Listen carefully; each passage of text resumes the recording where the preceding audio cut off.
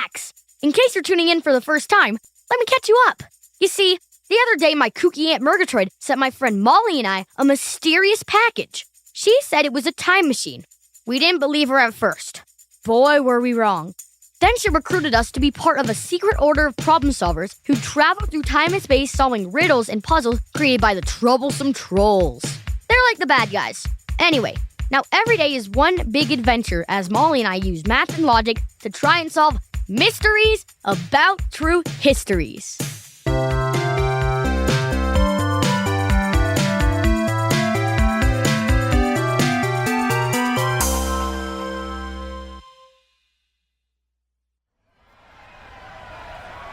Good people, gather round. I have something exciting to share. Welcome to the future. Ha! Little does this guy know, you and me are from the future. Shh! Quiet! Don't let anyone hear you. Relax, Moll. Everyone's too busy listening to this salesman talk about the future. Century 21, are you ready to travel to school in your very own gyrocopter or air car? How about the library of the future? All the knowledge of every encyclopedia stored in its entirety inside this UNIVAC computing system. It only takes up one whole room in your house. My computer only takes up one whole pocket. One day soon we'll land on the moon, and by 2020, people will be living there. Hey kids, wouldn't you like to go to space? Actually, we just visited the International Space Station. Max! Relax, they think it's a joke. International Space Station? What wonderful imaginations you kids have today. But we're not talking about today. Century 21 Exposition is all about the future. Today, we're at the 1962 World's Fair in Seattle. But where will we be in 100 years? Will the 2062 World's Fair be on Mars, perhaps? I hate to burst your bubble, but that's pretty unlikely. Mars's atmosphere is 95% carbon dioxide, 3% nitrogen, and 1.6% argon, with traces of other gases, and a whole lot of dust. And temperatures can drop as low as negative 225 degrees Fahrenheit. I know. Not fun. You sure you want to be saying all this? Excuse me, could you two kids come with me for just a sec? Great. Now you did it. Should we make a run for it? I think that'll make it worse. Let's see what this guy has to say. I have just one thing to ask you. Yes? Are you Max and Molly? What? How did you...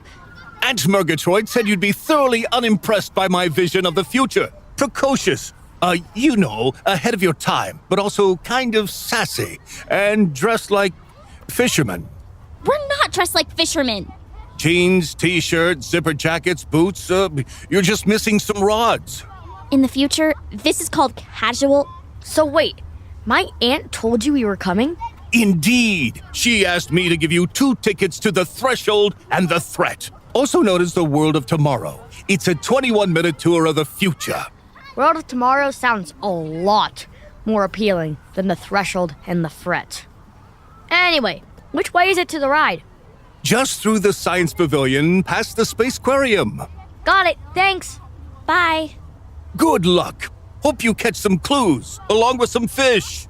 We're not fishermen. Chill, Moll. Look around. Everyone's dressed in suits and fancy dresses and hats and wingtips. We do kind of stand out. I guess. Look!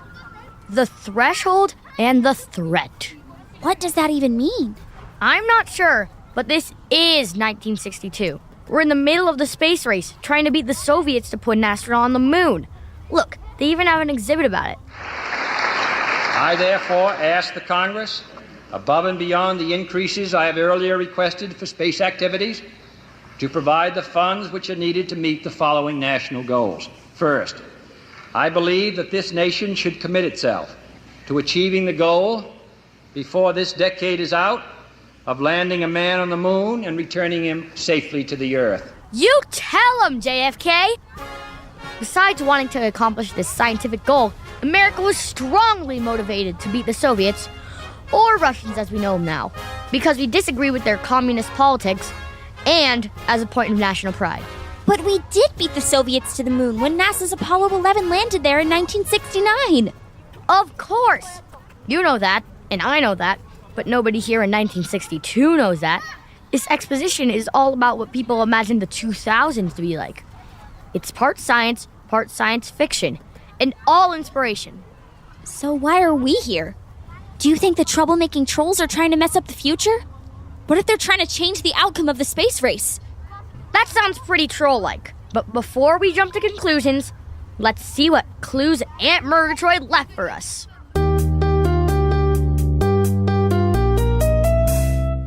Step aboard the bubbleator. Enjoy music from another world.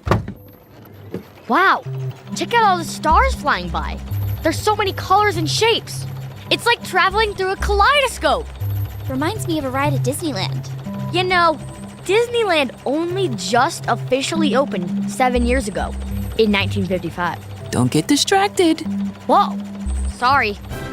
Now it feels like we're inside a movie. Yeah, it's like a history documentary.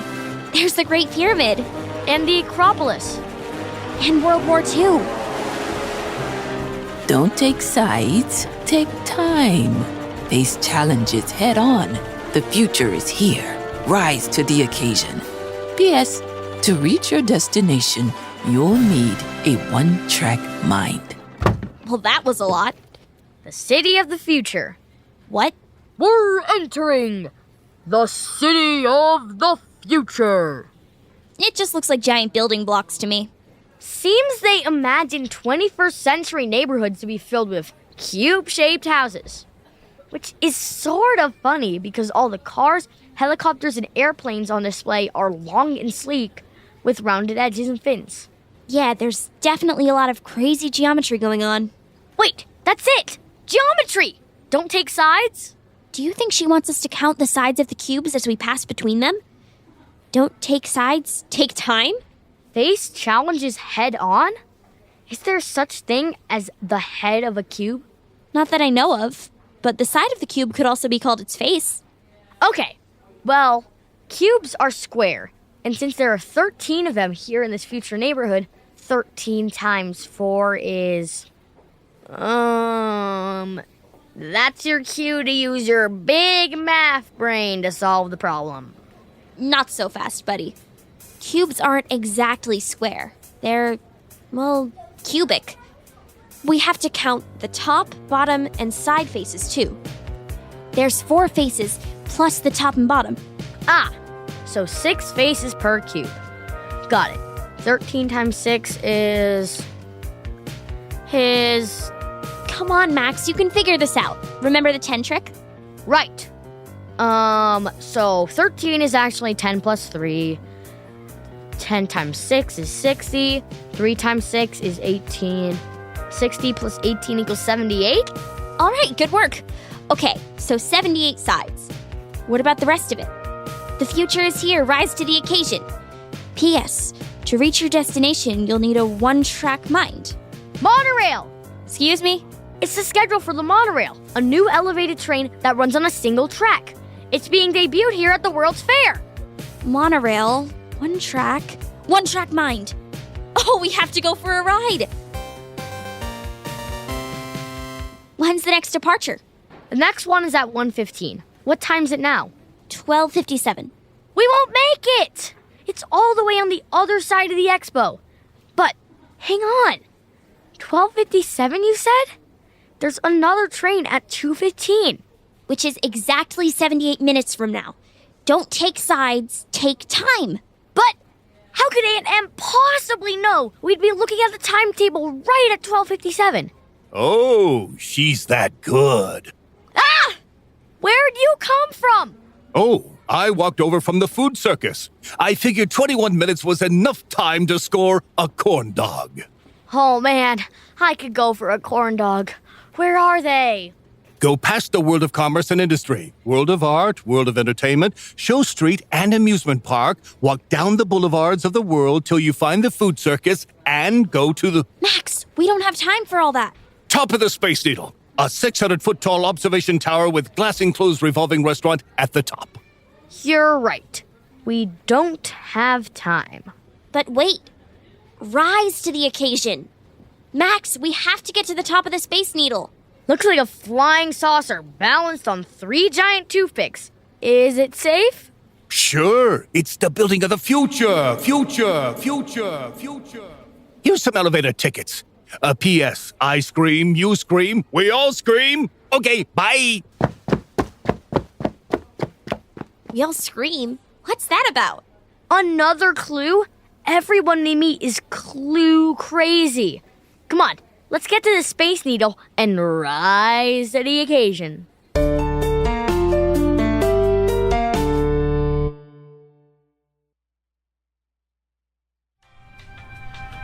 I'm not sure I like glass elevators.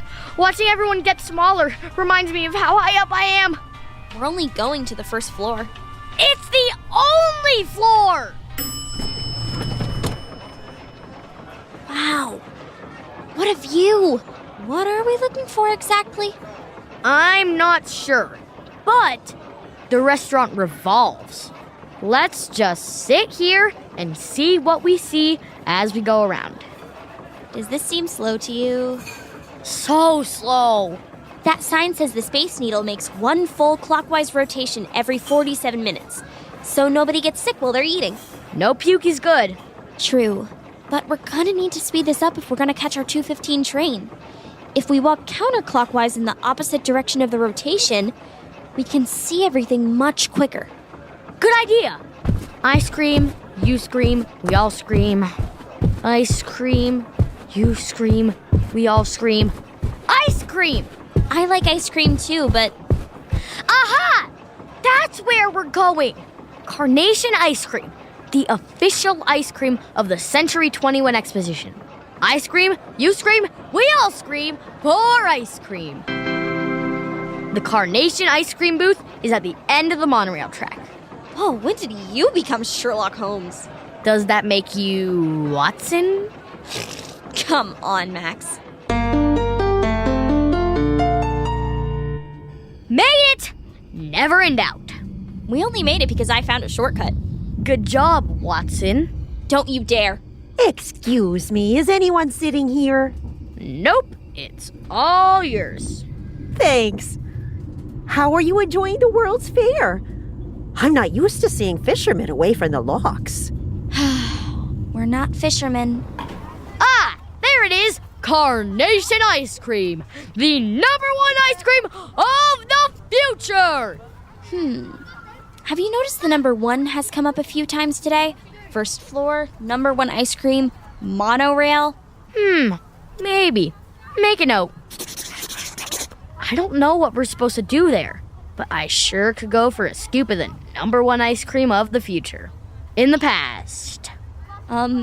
Max, look around. What? Notice anything strange? You're not trying to beat me to the ice cream stand, right? Well, that's just it. Nobody's getting ice cream. Maybe they already had some. Do you see anyone eating ice cream? No, but That doesn't seem weird. Not one person's eating ice cream on a warm day at a busy fair. whatever. One rocky road, please. Look, everyone's frowning. Not everyone. Something's off. Molly, I think you're... Hey! Watch where you're going! You just made me drop my ice cream! Max, he's hissing. Sorry about your shoe, pal, but you bumped into me. I don't think it's a shoe, Max. I think they're... Trolls! Run! Quick, hide in the fish market. Did you see how those trolls freaked out over ice cream? Yes, we've got to get home. Do you think the trolls know we're problem solvers? Hey, you two fishermen, get back to work, huh? We're not fishermen. I don't think the trolls know who we are, Max. I think they just hate ice cream. Who hates ice cream? Come on, let's get back to the future.